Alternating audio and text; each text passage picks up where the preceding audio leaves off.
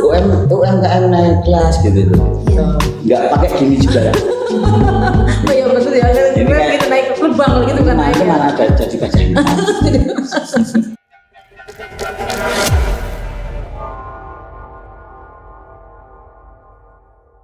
Assalamualaikum warahmatullahi wabarakatuh. Salam sukses selalu untuk para pemirsa Ruang Siar Menoreh. Kali ini podcast kita di episode 12.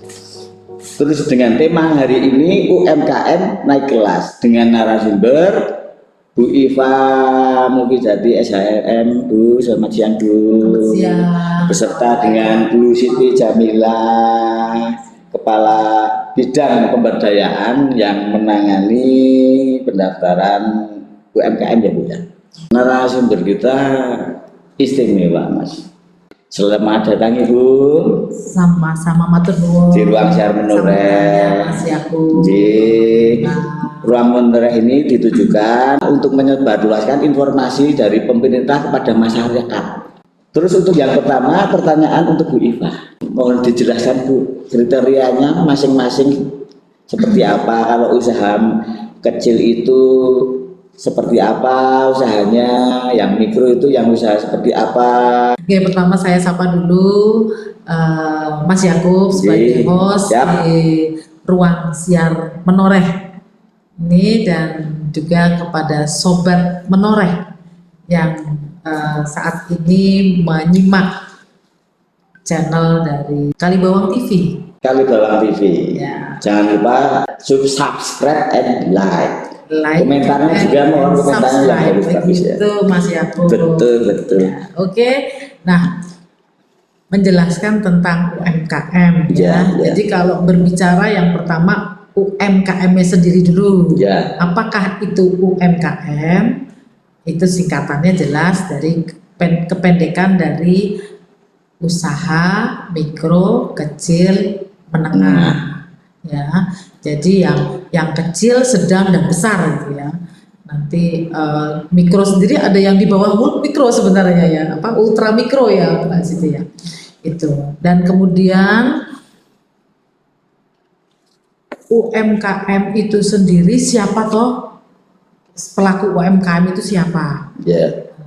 Sebenarnya kalau kita berbicara UMKM, namanya juga usaha ya. Ya. Siapapun yang berusaha, yang melakukan kegiatan usaha untuk mendapatkan hasil, Ya. artinya ada nilai lebih yang diperoleh dari hasil usahanya, itu namanya UMKM. Kemudian bicara mengenai pelakunya, siapa saja, semua saja yang melakukan usaha, yang kemudian mendapatkan profit atau keuntungan, itu namanya pengusaha. Ya. Nah, atau tadi pelaku usaha. Nah, maka kami secara pendataan di Dinas Koperasi dan UKM, karena memang kami mengampu ketugasan pembinaan atau pendampingan bagi koperasi dan usaha kecil menengah, UKM tadi, yang di dalamnya ada mikro, ini maka secara data kami mengkompilasi semua data pelaku usaha yang ada yang menjadi binaan dari OPD lainnya. Ya, karena kami matur tadi semua pelaku usaha adalah UMKM, maka secara kategori di sini dapat kami sampaikan ada kategori, setidaknya kategori besarnya adalah pertanian dan non pertanian. Nah, pertanian itu tentunya yang meliputi segala macam kegiatan lingkup pertanian ya, dan perikanan. Kemudian nanti kalau non pertanian itu ada industri pengolahan, ada perdagangan, ada jasa. Dan itu ampuannya tidak hanya di Dinas Koperasi UKM. Kalau itu perdagangan tentunya ada Dinas Perdagangan dan Perindustrian ya. Apakah itu pedagang pasar, pedagang di luar pasar, pedagang kreatif lapangan atau disingkat PKL. Kemudian kalau jasa nanti ada jasa pelayanan hotel, restoran, jasa konstruksi bangunan, jasa pengangkutan dan komunikasi, serta jasa lain. Nah, itu semua kita kompilasi secara pendataan karena kita harus mendata tadi UMKM. Nah, UMKM kita kemudian tadi secara kategori ada mikro, kecil, dan menengah. itu tentunya mendasarkan pada kategori yang memang sudah diatur dalam Undang-Undang Cipta Kerja dan Undang-Undang UMKM ya. Nah, Undang-Undang Cipta Kerja dan Undang-Undang UMKM itu memberikan kategori tentang usaha mikro itu siapa saja, usaha kecil itu siapa saja, usaha menengah itu siapa saja, secara kategori kekayaan bersih atau modal usaha. Jadi kalau dulu perbedaannya Mas Yakub, Ya, Bu. kalau sebelum diatur dengan Undang-Undang UMKM nomor 7 tahun 2021 yang sebelumnya diatur dengan 2008, Ya. ini usaha mikro itu paling banyak modal usahanya hanya 50 juta. Nah, dengan Undang-Undang Cipta Kerja dan PP yang mengatur mengenai UMKM nomor 7 tahun 2021 itu naiknya drastis Mas Yakub, dengan kategori yang dulu hanya 50 juta menjadi 1 miliar. Luar biasa kan? Luar biasa. Jadi ini ya tentunya dengan pertimbangan secara kebijakan ya, kebijakan di level pusat, di mana usaha mikro itu adalah yang modal usahanya di luar tanah dan bangunan itu 1 miliar. Nah, kemudian di atasnya 1 sampai dengan 5 miliar itu usaha kecil. Kemudian lanjut yang besar lagi adalah 5 miliar ke atas. Itu sudah masuk usaha menengah, maaf ya, usaha menengah ya. 5 miliar sampai dengan 10 miliar. Itu usaha yang menengah. Nanti 10 miliar ke atas yang udah usaha besar. Ya. Untuk yang di Kulon Progo ini, bisakah diceritakan potret komposisi usaha kecilnya? Ada berapa kategorinya? Dengan kategori itu, Kulon Progo itu ya sebenarnya kalau kita bicara level nasional pun hampir sama, tapi khususnya saya matur Kulon Progo saja, kita itu punya pelaku usaha mikro tadi karena rentangnya menjadi 1 miliar ya. Jadi kan semakin banyak yang berada pada posisi mikro. Itu jumlahnya kalau dipresentasi 99,68% ya. 99,68%, di mana angkanya adalah 44.000 sekian. 44.000 sekian, 44.996 itu mikro. Padahal itu kita punya pelaku usahanya mikro. Jumlahnya 4 dari total 45 tahun 22 tahun terakhir ya, data terakhir 2022. Ya, data terakhir. Itu 45.032. Pengusaha. Iya, pengusaha mikro. kita. Enggak, usaha UMKM semuanya. Semua lapisan itu ada 45.032. Dari 45.032 itu yang mikro ada 44.996. Hampir 45.000 sendiri kan? Ya, nah itu secara prosentase adalah 99, lebih tadi, hampir 100%. Nah, kemudian yang kecil-kecil tadi ditempati oleh menengah, itu jumlahnya hanya 125 dengan persentase 0,02 ya, kemudian maaf 0,29, kemudian yang menengah itu 11 orang hanya 0,02 ya kan, itu jadi yang kecil 0,29, yang menengah 0,02, lebihnya tadi 99 lebih persen tadi adalah mikro. Nah, ini adalah memang fokus kita untuk bagaimana yang mikro ini ya tentunya bergerak naik ke atas ya, namanya juga sesuai tagline-nya kita adalah UMKM naik kelas.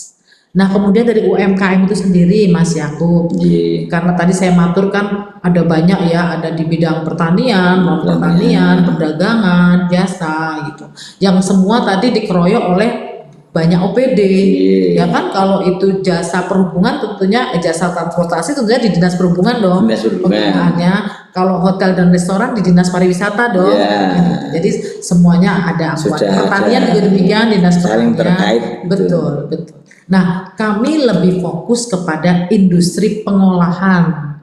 Jadi yang memproduk memproduk itu bisa saja memproduk dari bahan mentah menjadi bahan setengah jadi atau bahkan bahan jadi, atau bahan setengah jadi menjadi bahan jadi.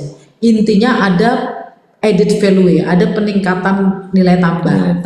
Jadi ketika memproduksi itu sesuatu dari setengah jadi atau dari mentah menjadi yang lebih tinggi lagi, bermanfaat lagi, apakah itu jadi atau tadi setengah jadi, itu adalah produksi yang kemudian kita bina.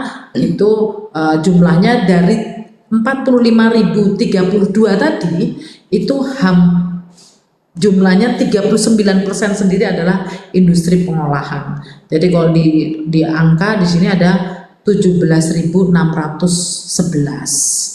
Itulah yang menjadi fokus. Kemudian yang mikro, yang kemudian kita dampingi yang mikro, karena memang yang perlu didampingi ya. Ibarat anak kan, kalau yang sudah besar biar jalan sendiri, biar lari sendiri. Tapi kalau yang masih kecil, yang masih harus digendong, digandeng, itulah yang kita kemudian ajak mereka, kita bersamai mereka untuk bisa berjalan dan bahkan berlari. Nanti kalau sudah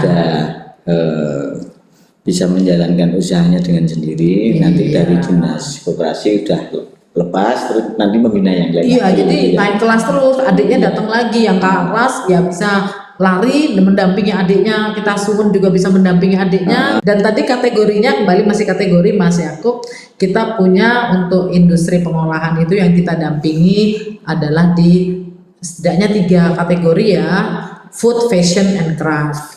Jadi kalau food itu olahan makanan minuman apa saja yang bisa kemudian itu mempunyai nilai tambah, kita bina. Kemudian fashion itu lebih banyak kepada, kita kan punya unggulan batik, kemudian ada lurik, kemudian ada ecoprint. Nah itu kita angkat untuk fashion. Kemudian yang berikutnya adalah craft, kerajinan. Kita punya kerajinan unggulan kan serat alam. Kalau untuk Kulon Progo biasanya kerajinannya yang serat alam kita yang paling. Serat alam yang untuk buat tas itu. Segala macam furniture dari mulai fashion, kalau itu lebih banyak masuknya ke fashion ya kalau tas karena dipakai. Tapi memang bahannya serat alam. Kemudian untuk furniture, untuk interior, home decor juga. Untuk apa? Home decor. Home decor, istilahnya home decor. Nah itu serat alam menjadi unggulan kita. Tadi dari 3 yang tadi, food, fashion, and craft. Gitu Mas Yakub. Itu performance UMKM di UMKM. UMKM yang usaha kecil, usaha mikro, dan usaha yang menengah. Ya tadi menengah dan kecil sedikit banget ya, cuma 0, loh Mas. Yang kita tuh usaha mikro yang paling 99,68%. Itu kan luar biasa, yang memang tadi harus terus dalam pendampingan, karena kita berharap mereka juga bisa beranjak naik secara kategori. Nah, sekarang kita akan membicarakan tentang UMKM yang naik kelas, Bu. Apa yang menjadi target Ibu terhadap UMKM, pelaku UMKM di Kulon Progo ini, Bu? Ya, baik, matur nuwun Mas Yakub. Jadi tagline-nya simple tapi penuh makna. UMKM naik kelas kan gitu. Kita pun dengan tangannya begini ya, kalau UMKM naik kelas. Ini maksudnya Bu? Ini take off. Jadi harus naik posisinya ke atas, take off lah gitu ya. UMKM naik kelas gitu. Nggak pakai gini juga ya. Oh iya betul ya, kita naik terbang gitu kan naik. Itu malah jadi gajahnya. Monggo Bu, lanjut Bu. Oke, lanjut. Nah, jadi sebenarnya tagline naik kelas ini kan maknanya adalah ya orang jangan tinggal kelas. Kalau orang tinggal kelas itu orang yang nyaman dalam posisinya. Artinya tidak ada usaha untuk kemudian beranjak lebih baik lagi. Jadi cara usaha ya wis ngene wae wis. Wis trimo wis cuma bisa nyetori warung ya wis nang warung wae aku wis kesel. Jadi tadi secara produksi sudah bagus, sudah banyak peminatnya. Tadi kalau di historik warung-warung sudah laris, bahkan sampai kartu gitu ya. Tapi dia tidak ada effort atau usaha untuk gimana ya saya lebih meningkatkan kuantitas produksi, kualitas produksi, kemudian nanti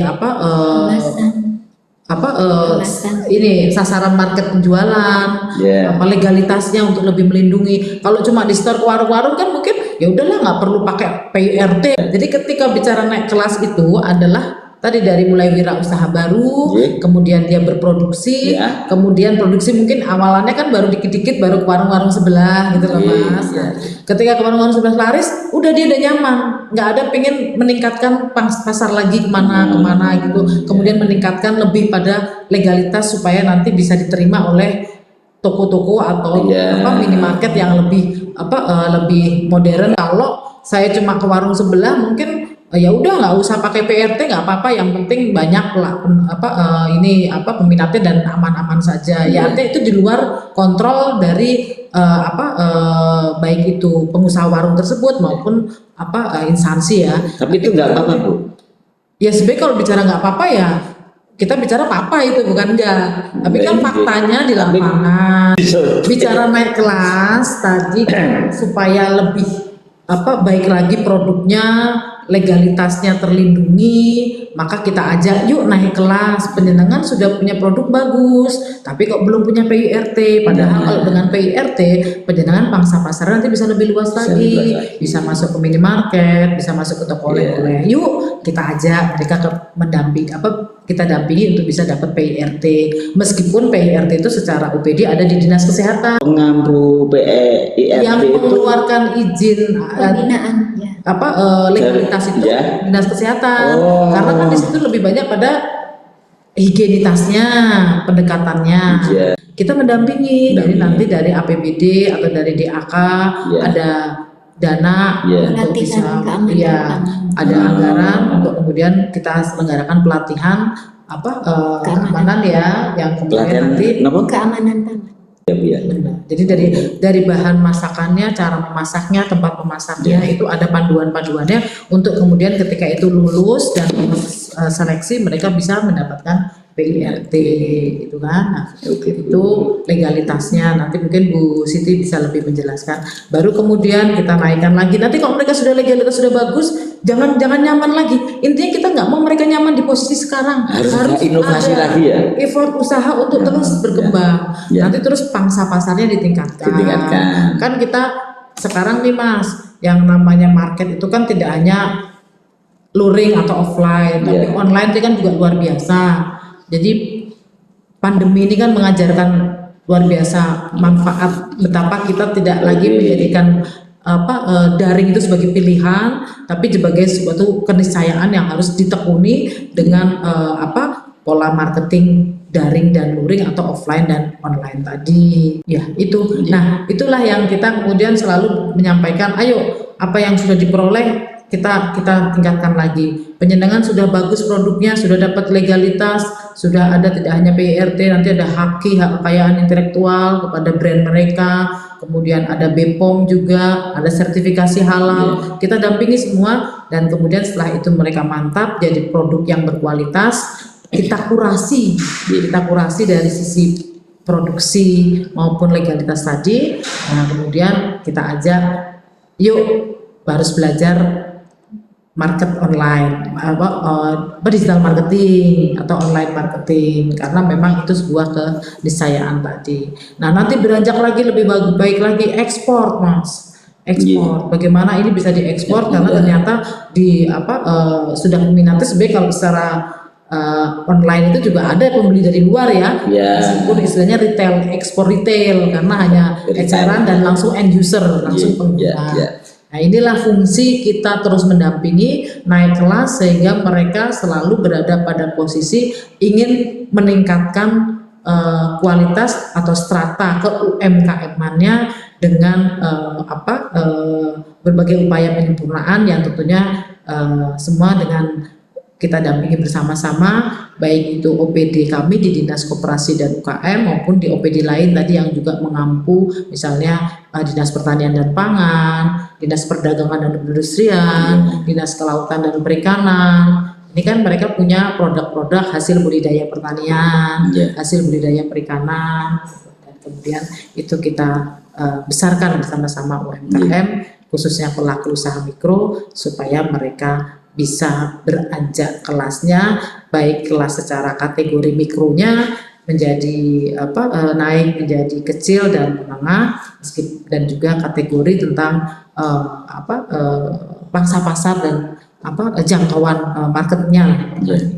Untuk membuat PIRT itu tadi yang mengeluarkan Dinas Kesehatan kan? Nah, untuk membuat PIRT itu persyaratannya apa aja, Bu? Baik, Mas Yakub menambahkan apa yang tadi sudah disampaikan oleh Bu Kepala Dinas terkait dengan pendaftaran PIRT ini. Sekarang sudah bisa melalui OSS berbasis risiko, sudah bisa diakses bisa registrasi melalui aplikasi itu tadi. Iya, itu atau bisa datang sendiri ke Mall Pelayanan Publik. Mall Pelayanan, di MPP ya, Bu ya. Di MPP. Ya. Dan itu tidak berbayar. Untuk prosesnya lama nggak, Bu? Prosesnya kalau untuk pendaftaran di OSS-nya itu bisa cepat. Tetapi setelah mendaftar di OSS itu mendapatkan nomor PIRT, tetapi untuk bisa istilahnya secara legal dicantumkan itu kan harus ada pemeriksaan dulu dari Dinas Kesehatan. Jadi ada kunjungan lokasi. Jadi persyaratannya untuk mendapat PIRT itu yang jelas yang pertama kan punya NIB dulu, nomor induk berusaha. Nah, itu nomor induk berusaha itu nanti nomor induk berusaha juga sama pendaftarannya secara online melalui OSS itu di Mall Pelayanan Publik. Itu syaratnya membawa KTP. Untuk NIB dan PIRT itu sudah bisa secara pendaftarannya secara online. Tapi langkah pertama adalah punya NIB dulu persyaratannya. NIB, punya NIB juga punya produksi usahanya itu, entah pengolahan berupa pangan. Dan di sana nanti menjelaskan produknya apa. Produknya apa, kemudian nanti juga akan ditanya terkait dengan omset modalnya dan lain-lainnya. Terkait PIRT ini juga ada beberapa persyaratannya. Yang pertama, kalau PIRT itu kan punya rumah produksinya itu menjadi satu dengan kediaman. Nah, itu jadi tetapi biasanya di situ Dinkes mensyaratkan ruangan yang terpisah, jadi tidak menjadi satu dengan dapur. Lokasi usahanya adalah di kediaman tempat tinggal biasanya. Itu kemudian menggunakan alat-alat teknologi yang misalnya manual atau semi otomatis. Seperti itu masuk kategori di PIRT. Nah, setelah mendaftarkan dan mendapat nomor PIRT itu juga dari Dinas Koperasi DIY yang memfasilitasi untuk pelatihannya, yaitu pelatihan keamanan pangan. Biasanya setiap tahun itu ada 600 peserta. Menambahkan, jadi PIRT itu hanya kepada produk-produk yang punya daya simpan lebih dari 7 hari. Berarti istilahnya makanan. Iya, makanan olahan. Kalau yang di bawah 7 hari itu tidak perlu. Nggak perlu buat PIRT. Tapi ada izin lainnya. Ya, ada izin lainnya. Kami betul-betul yang produk Kulon Progo yang mana ada nilai tambah produksinya. Katakanlah misalnya fashion, bahannya mungkin bukan dari Kulon Progo, tapi dia ada unsur konveksinya, dibuat jadi baju jadi. Artinya kan ada nilai tambah. Seperti lebih lagi kalau bahan bakunya betul-betul dari Kulon Progo, misalnya batik atau lurik atau ekoprint, dari mulai bahannya Kulon Progo sampai dengan menjadi fashion baju jadi juga Kulon Progo, itu luar biasa. Tapi intinya tadi bahwa kami meminta yang ada unsur nilai tambah produknya. Legalitas bagi dunia usaha itu kan penting. Apakah dapat dijelaskan apa saja yang harus dipenuhi UMKM, Bu, agar secara legal mereka para pelaku pengusaha itu memiliki kekuatan hukum dalam usahanya? Saya bicara umumnya dulu aja ya. Teknisnya Mbak Siti ya. Ya, jadi kalau kita bicara legalitas, bisa bicara perlindungan, bicara kepastian, perlindungan hukum, kepastian hukum itu kan sebuah kenyamanan yang harus ada pada sebuah produk ya. Betul. Karena produk itu kalau sudah legal artinya sudah teridentifikasi oleh lembaga yang berwenang dan kemudian mendapatkan persetujuan atau legalitas tadi dalam bentuk format mendapatkan izin. Ini tentunya kan produk itu akan lebih berdaya saing karena tadi sudah ada unsur keamanannya. Karena tadi minimarket, toko oleh-oleh itu kalau mendapatkan pasokan barang ya mintanya yang seperti itu karena mereka juga tidak mau risiko, tidak mau risiko baik risiko komplain konsumen lebih-lebih apabila ada petugas yang datang kemudian melihat komoditas jualannya kok tidak ada legalitasnya, itu mereka tentu akan tidak dipercaya lagi ya sebagai toko ataupun retail. Nah ini kita tanamkan kepada UMKM betapa pentingnya legalitas itu apabila penyelenggara mau naik kelas, ingin produknya bisa lebih dikenal lagi, bisa lebih diakses lagi oleh membeli ataupun toko-toko yang nanti akan display itu tentunya dengan persyaratan-persyaratan ini. Ini dulu sebagai satu bentuk motivasi kepada UMKM sehingga mereka tidak nyaman di posisinya tapi terus kemudian meningkatkan legalitas yang harus dimiliki. Belum lagi nanti haki Mas Yakub. Hak kekayaan intelektual, brand itu juga perlu didaftarkan karena nanti takutnya nanti ada yang jiplak. Kadang dibuat mirip-mirip misalnya namanya agak diselewengkan gitu namanya karena sudah top sudah top kemudian itu termasuk pembajakan hasil karya juga loh gitu loh. Kalau dia sudah punya legalitasnya dia bisa menuntut.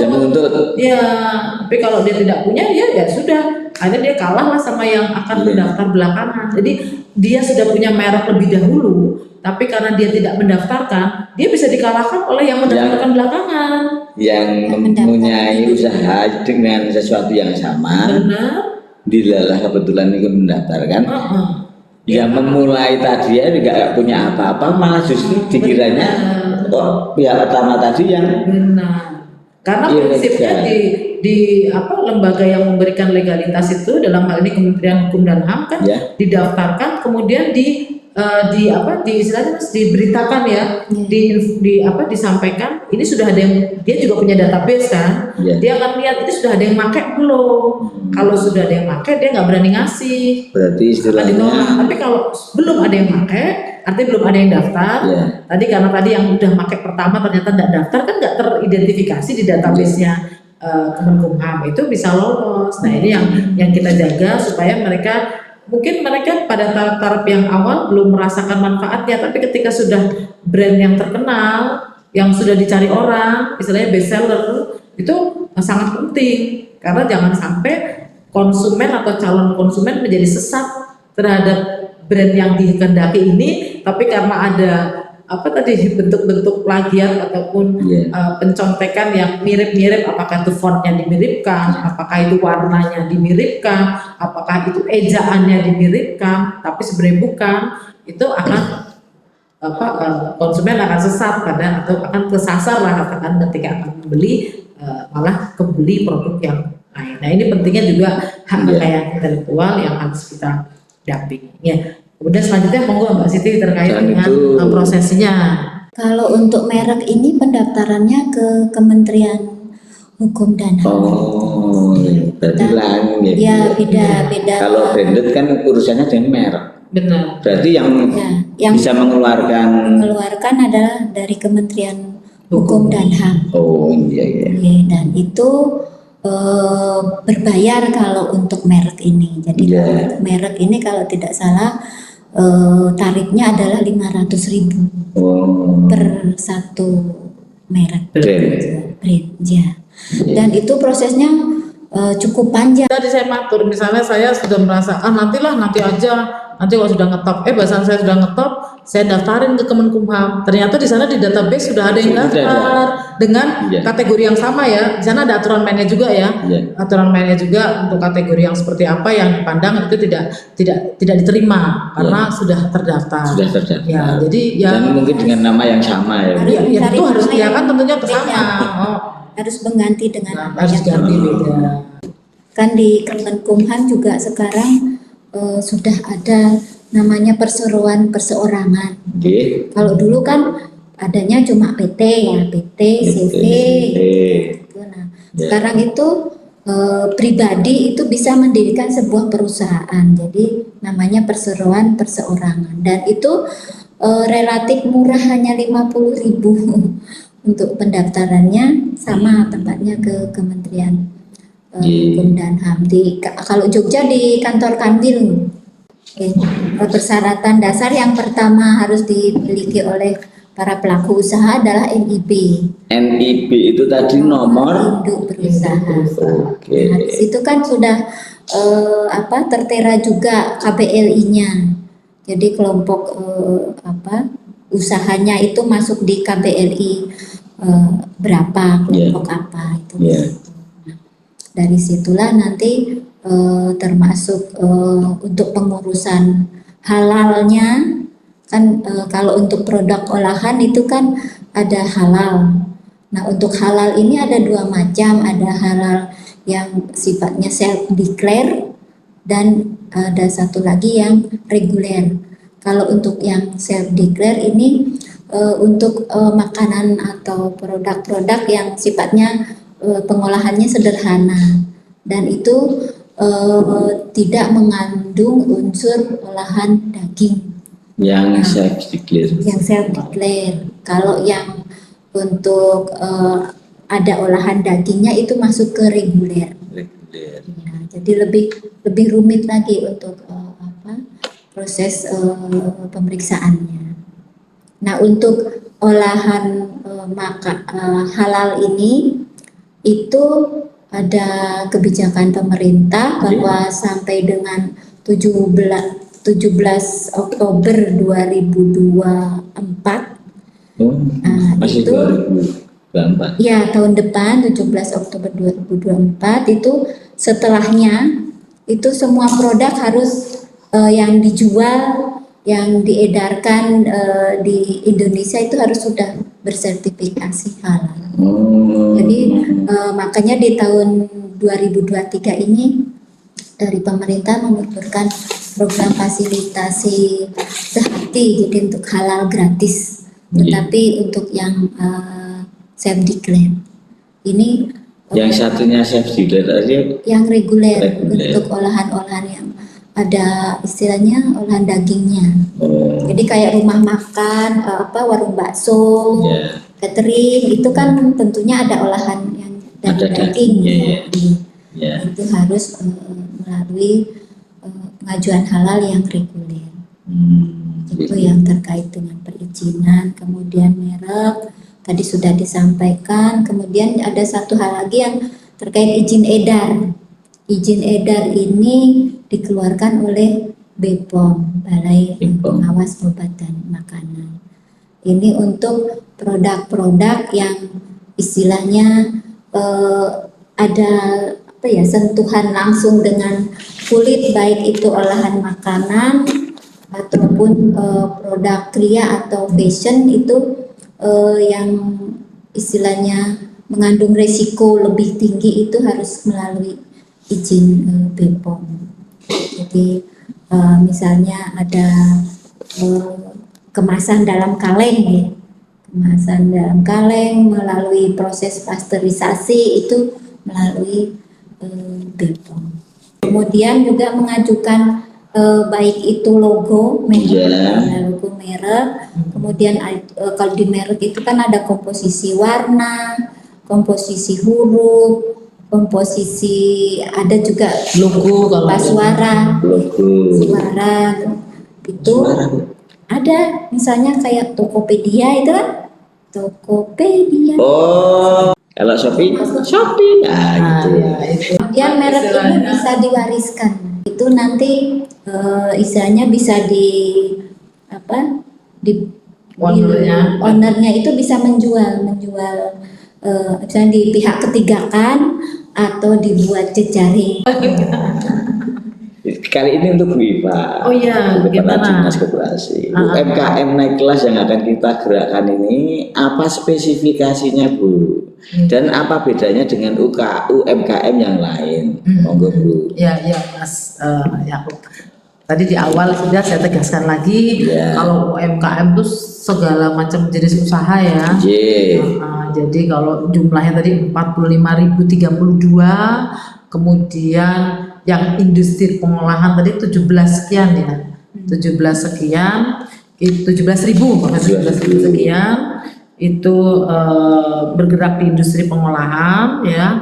Maka UMKM yang menjadi fokus kita adalah di industri pengolahan tadi, yang tadi meningkatkan memberikan nilai tambah kepada produk itu sendiri itu ya. Nah, kemudian naik kelas tentunya ya kita harapkan itu tadi mereka mempunyai kelengkapan dari mulai substansi produknya sampai dengan legalitasnya, kemudian nanti brandnya, packagingnya juga, karena memang tidak kalah menariknya adalah packaging ya, karena itu kemasannya itu bagus Pak. Jadi ini isinya mesti enak. Saya gini Mas, saya kalau memberikan ilustrasi kemasan ini ibarat kita minum kopi. Minum kopi di angkringan, minum kopi di kafe, sama minum kopi di hotel. Tapi kan pernah nggak Mas kalau beli kopi di angkringan kan berapa sekarang? Antara 3 sampai 5.000 ya mungkin ya. Kemudian ketika kopi itu di angkringan 3.000, jangan masuk hotel di sana secangkir 50.000. Kira-kira jangan protes nggak sama yang punya resto atau pelayannya? Masing-masing punya segmen pasar masing-masing. Jadi kalau di angkringan nggak mungkin dijual 50.000, nggak ada yang beli kan gitu. Langsung kukut gitu Cuma minuman aja 50.000. Di hotel sebaiknya kalau dijual sama dengan angkringan ya nggak ada yang jual. Faktanya nggak ada jual yang jual seperti itu, karena yang murah gitu kan. Itu juga karena dia bisa kukut juga. Pada posisi kita itu menguasai segmen. Jadi maksudnya begini, kalau dia sudah punya produk bagus, kemudian hanya puas di segmen tadi warung atau angkringan, sementara produknya bagus, kan sayang kalau tidak diangkat, atau tidak di-up tadi. Coba kalau dia dipoles dengan produk itu, dia dipoles, legalitasnya dipenuhi, sertif halalnya ada, kemudian izin-izinnya lengkap, izin PIRT salah satunya, dan itu mungkin yang simpel itu ya PIRT. Terus kemudian kemasannya diperbaiki, lebih kelihatan elegan ya, mungkin lebih menarik. Kemudian ada komposisinya, ada expirednya, lolos kurasi tentunya secara estetika ya. Itu nanti dia bisa nangkring produk itu bisa nangkring di minimarket. Dia bisa pasang harga yang mungkin di warung tadi hanya 5.000 sampai 10.000, dia bisa bikin 20 sampai 25.000, dan di segmen itu tidak ada yang protes karena memang layak, pantas dengan kualitas produk yang bagus, dengan kemasan yang bagus, apalagi legalitasnya aman. Orang kan lihat aja, kita kalau beli kan pasti kita lihat dulu expirednya ada nggak, BPOM-nya ada, halalnya ada nggak, kan semua orang butuh kenyamanan. Itu sudah meningkatkan prestis. Prestis itulah yang kemudian mengangkat dia menjadi naik kelas. Nanti dia naik lagi, misalnya ini perlu dibuat kemasan yang lebih, kan biasanya gini, premium, ada kemasan yang reguler, ada kemasan premium, mungkin dengan sedikit sentuhan rasanya berbeda, atau ada tambahan dibuat premium, itu kelasnya akan lebih tinggi lagi. Nah itu secara produk dia sudah naik kelas, walaupun isinya itu sekedar mungkin, tapi dalam bentuk kemasan sudah ada izin macam-macam, ini lebih untuk menguatkan. Nah nanti kemudian baru setelah misalnya bagus, keren, dia mantep jualan online, jualan offline. Dan ini Mas, kekuatan online itu kan di reseller ya Mas ya. Reseller, bagaimana reseller itu menjual. Nah ini pentingnya juga kita itu menggandeng anak-anak muda, tenaga-tenaga muda yang dia melek teknologi.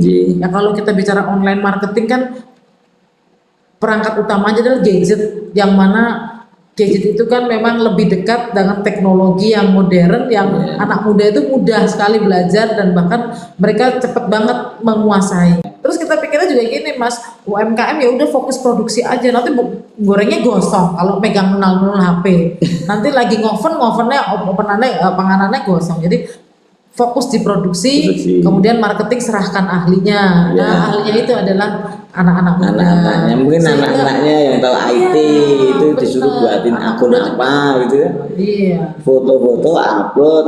Itu kita lakukan dulu era pandemi. Jadi pada saat pandemi itu kita sampaikan, ayo putra-putra menyenangkan kan banyak online ya, sekolahnya daring ya. Nah kan banyak waktu luang karena lebih stay di rumah. Nah mereka membantu orang tuanya berjualan dengan cara digital marketing. Ya, tadi kembali ke kemasan tadi Mas, saya matur kemasan tadi, itu juga kemasan ini penting karena apa? Itu prestis. Jadi kalau kita lihat mungkin kalau di bandara, di stasiun mereka membawa oleh-oleh, itu ada kebanggaan membawa oleh-oleh ketika ada brand tertentu dari kota mana gitu ya. Yang kemudian itu bisa menjadi satu bentuk promosi, ya kan Mas? Misalnya Mas lihat orang dari mana, misalnya dari Bandung bawa roti, ada tulisannya, oh roti ini tempatnya bagus, packagingnya bagus dan rasanya juga enak. Pasti pingin dong, suatu saat saya ke sana saya beli.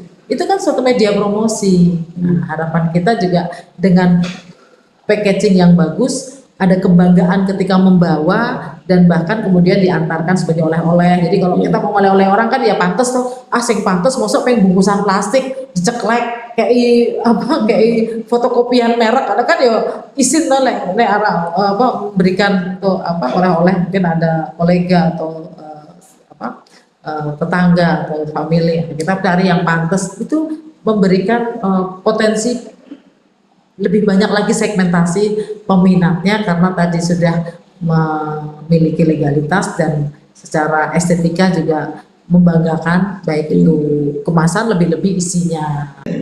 Untuk salah satu sumber daya alam berusaha adalah market. Salah satu sumber daya dalam berusaha adalah market atau pasar ya Bu ya. Tentang peluang pasar, ini peluang di pasar ini Bu. Apa yang akan Ibu Kadis tawarkan atau Ibu lakukan untuk mendorong agar UMKM kita ini lebih maju lagi Bu? Ya. Tadi udah disenggol, tapi senggol lagi, lebih lengkap lagi. Jadi peluang pasar kita tuh tadi saya bilang blessing in disguise ya. Jadi berkah tersembunyi dari pandemi. Jadi kelihatannya sebuah wabah, musibah, tapi di balik itu kita belajar luar biasa, di mana online market atau digital marketing ini bukan lagi sebuah pilihan, tapi lebih kepada keharusan. Untuk kalau mau survive, mau mendapatkan pangsa pasar yang lebih luas. Nah ini yang kita dorong. Jadi sekarang alhamdulillah sudah kembali normal ya, pandemi tidak lagi jadi pandemi, offline juga jalan. Kita juga memberikan banyak peluang kepada teman-teman untuk bisa mengikuti pameran. Jadi udah nyaman penjual apalagi pelanggan. Ya kita pikirkan kalau kembali offline ya udah dong, online-nya agak turun karena orang lebih senang bertemu, berpergian langsung kan, logika asumsi seperti itu. Ketika dulu wabah oke lah orang banyak stay di rumah, tapi ketika sudah normal orang mestinya lebih senang berpergian, tapi ternyata tidak Mas. Sekarang orang lebih nyaman, udah nyaman, ngene wae saya iso pesen seko kamar nol HP, iso terkirim barang, dan selama mereka puas alhamdulillah selama ini. Karena itu kan bener-bener ini ya, atau taruhannya adalah kejujuran dan servis ya, kualitas. Kalau kemudian mereka tidak bertemu muka, ya kan tidak bertemu, tapi betul-betul kepercayaan itu harus dijaga karena itu market istilahnya modal yang kalau kemudian mereka sekali saja berbuat tidak benar atau memalsukan atau mungkin mengecewakan konsumen akan ditinggal lari, dan itu tidak hanya konsumen, itu dia akan kemana-mana ya kan. Sekarang netizen tuh kemana-mana. Maka kita sendiri sekarang merasa pilihan membeli secara online itu juga menjadi pilihan yang lebih efisien, efektif, dan kemudian itu berimbang dengan offline. Jadi offline tetap jalan karena orang juga pengen refreshing dong, keluar jalan-jalan terus langsung membeli, bertemu, bersilaturahmi ada, tapi dunia online ini menjadi saling melengkapi, tidak kemudian menyurutkan online ketika offline-nya sudah jalan atau sudah normal karena pandemi sudah tidak ada. Itu tidak demikian. Ya, kami lebih mendorong kepada industri pengolahan. Jadi kalau yang tadi yang macam-macam ada perdagangan, apakah itu pedagang pasar, luar pasar, pedagang kreatif lapangan atau PKL, kemudian jasa, restoran dan sebagainya, itu kan sudah ada binaannya dinas-dinas terkait. Kita di industri pengolahan UMKM yang khusus memproduksi produk baik tadi fashion, food maupun craft, dan semuanya kita dorong untuk naik kelas. Sebagai closing statement Bu, mohon Bu Kadis, Bu Iva dapat memberikan tips, saran, semangat untuk para pelaku UMKM. Betul Mas. Kita mengajak kepada pelaku usaha mikro untuk meningkatkan, terus mengupgrade, mengimprove kemampuan dalam arti ketika produk yang sudah dihasilkan itu terus meningkat baik secara kualitas, ya harapannya lebih-lebih secara kuantitas mengikuti baik kualitas produknya maupun kualitas dari sisi legalitasnya. Jadi mohon atau kami harap itu bisa menjadi satu motivasi untuk semua saja pelaku usaha mikro khususnya betul-betul profesional dalam menekuni aktivitas usahanya dan kemudian produk tersebut mempunyai daya saing daya saing, bisa masuk ke level pasar yang lebih tinggi dan tentunya lebih lagi meluaskan pangsa pasarnya. Ini kami dari Dinas Koperasi dan UKM ini dengan senang hati mendampingi penjenengan semua.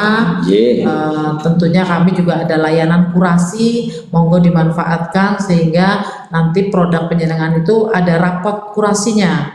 Nah, rapot kurasinya itu nanti dimanfaatkan untuk kemudian bisa masuk ke akses pasar yang lebih baik lagi. Kalau sudah punya legalitas yang tadi disebut di awal, sudah pantas packagingnya, ini kemudian bisa diterima di minimarket, diterima di toko oleh-oleh, bahkan nanti dimasukkan di marketplace juga, itu juga menjadi satu daya tarik produk unggulan Kulon Progo.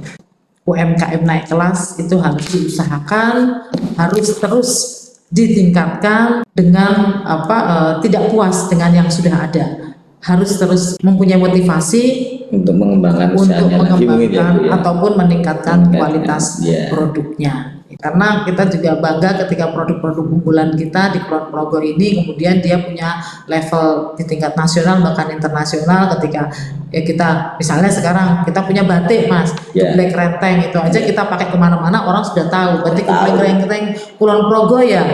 Nah, artinya kita punya beban moral dan tantangan untuk bagaimana batik geblek renteng itu dikenal secara lebih masif lagi. Ya, karena motif itu sudah dipatenkan Mas.